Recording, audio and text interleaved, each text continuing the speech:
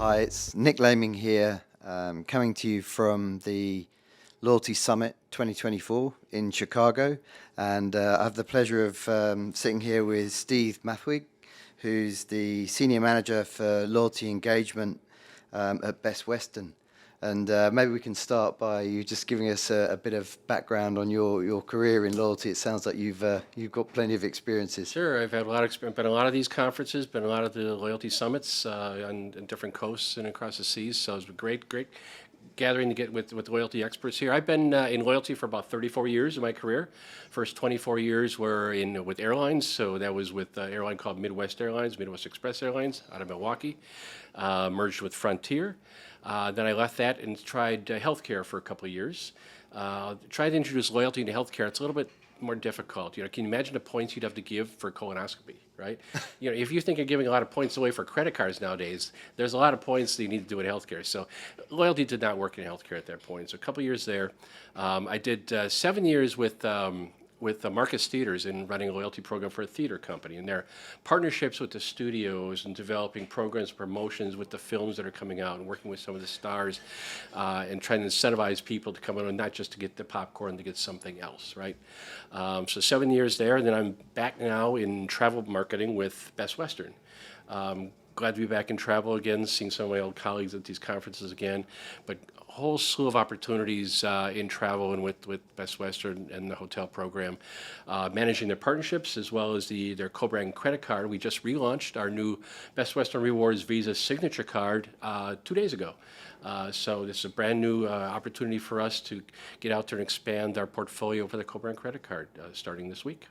And you mentioned partnerships. Could you give us a bit more on why they're so important to a program like Best Westerns? Yeah, in fact, we're going to have a session on that next tomorrow on the partnerships themselves, and building that ecosystem for your program adds value to the members, right? You want to add value beyond what your own brand can provide. So it's trying to find those partnerships that make sense to bring extra benefits, not only on the earn side but also on the redeem side of things. We talk about partnerships that can provide micro rewards, for instance. People that don't travel a lot, don't accrue a lot of points or miles, as it were. You want to give them opportunities to achieve at least a lower level award, a micro reward, and some of your partnerships can allow and facilitate that. Some other partnerships that are really popular, that are really gaining steam here, are the card-linked offers with co-brand credit cards, and also merchant-funded partnerships, whereby you're patronizing I'll call it a pseudo-partner, if you will, but that merchant then, in essence, is funding that reward or the micro reward or benefit there. So from a partnership standpoint, again, there's plenty of earn and burn opportunities there. I think what we just heard in this last session here at the summit was some of the challenges with technology to connect those partners into your system, your database, because you've got all different interfaces and things like that. And we're just starting to find out and learn more about some companies that provide, I'll call a hub, if you will, a central repository. They'll bring all the partnerships into one hub and then feed one API into you as the brand. So that's starting to come on the scene here as opportunities as well to support partnerships. And technology, it seems to be a barrier in a lot of respects, and then you've got these companies that either aggregate or provide one API or interface into multiple partners. Can you talk a bit more about that or other technology? And I dare to say it, but I better get the buzzword in about AI. AI is the buzzword here at the summit. Are you doing things in the AI space, and what kind of technology initiatives do you have going on? Yeah, and those are things I'm trying to explore in my current role at Best Western. But there are, as you mentioned, aggregators out there that can help take some of the heavy lifting off the brand's IT folks. I mean, your individual brand ITs, they've got a roadmap of their own to develop things that run operations, accounting, everything. So to put this on their plate and say, well, you need this as well, could be a little bit daunting. So there are companies out there that can help take some of the heavy lifting when it comes to partnerships and aggregate all the partnerships into one and then send one feed to you. So all you have to do is build one pipe, if you will, to your system from the one aggregator, and to let them deal with all the issues of timing and format and platforms and cleaning up the data and response files. That can all be done by the aggregator. So I see a lot of that coming onto the scene here out there, and so that might be something that existing companies or people that want to build a partnership ecosystem would want to look at. And as you build out that ecosystem, how do you, well, firstly go about selecting the right partners to be in that ecosystem? And then once you've got them, how do you show them the value that you're generating so that you have that long-term relationship? Yeah, selection of partners is interesting. You want to look at your customers, right? What are their needs? What kind of customers they are? For instance, Best Western. There's a lot of drive traffic, a lot of I want to say countryside. You're driving their freeway. There's a Best Western there.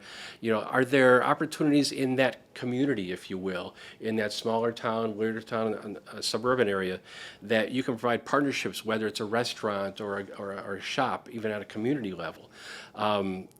Because in fact, for Best Western's sake, we don't really have a lot of restaurants in our property, so it would make sense for our customer to develop some kind of a restaurant or chain partnership that meets the needs of something that we can't fulfill within our brand. So you look for partners that fill the needs of your customers when they're traveling and engaging with you.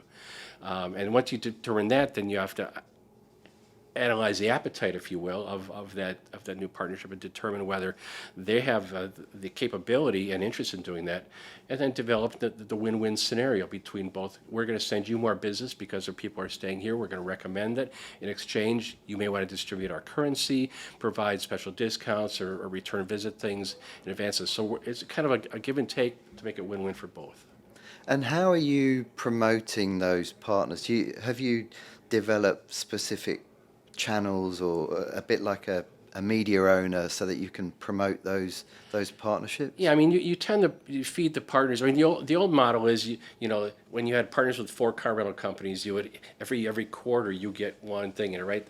Now it's around, okay, what is your customer used to seeing?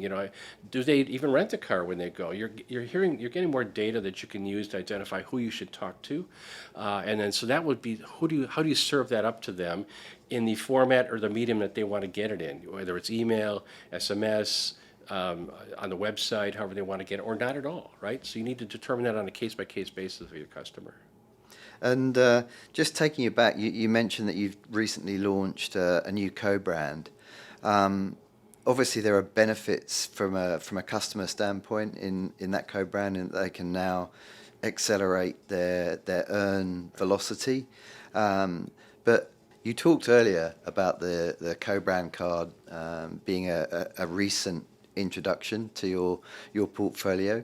What kind of process did you go through to select the partner to provide that, and what kind of benefits is it going to deliver for your members? Well, again, we saw an opportunity to provide the co-brand card to a broader group of our members out there. And as a result, getting people more engaged in our credit card, we get them seeing our brand in their everyday life. They're using that card for gas and groceries and everything they're doing. We want to get it as part of their auto bill and their subscription program. So the co-brand card to us was very important to make sure we can broaden that membership base, their cardholder base, to get in front of everyone everyday life, because these folks are not traveling 10, 12, 15 times a year like we're hearing how we're at the conference for some of these frequent flyers. So you need to appeal to the less frequent traveler as well. And the co-brand card gets in front of that, giving them benefits, opportunity to achieve that free award. And I think what we also hang our hat on a lot at Best Western is that our points don't expire. So as a result of that, the less frequent traveler can also then be able to save up those points and redeem them for that free stay. Or we also have a pay with points benefit where you can pay partially in points and partially in cash. So we reduce the cost of your stay using just a smaller number of points than what it would have taken to get a free night for that. So all those kind of come in around, trying to key in on your target audience and your customer and your guests. That's great. Thank you very much. Great. Appreciate the opportunity to talk about it. Thank you.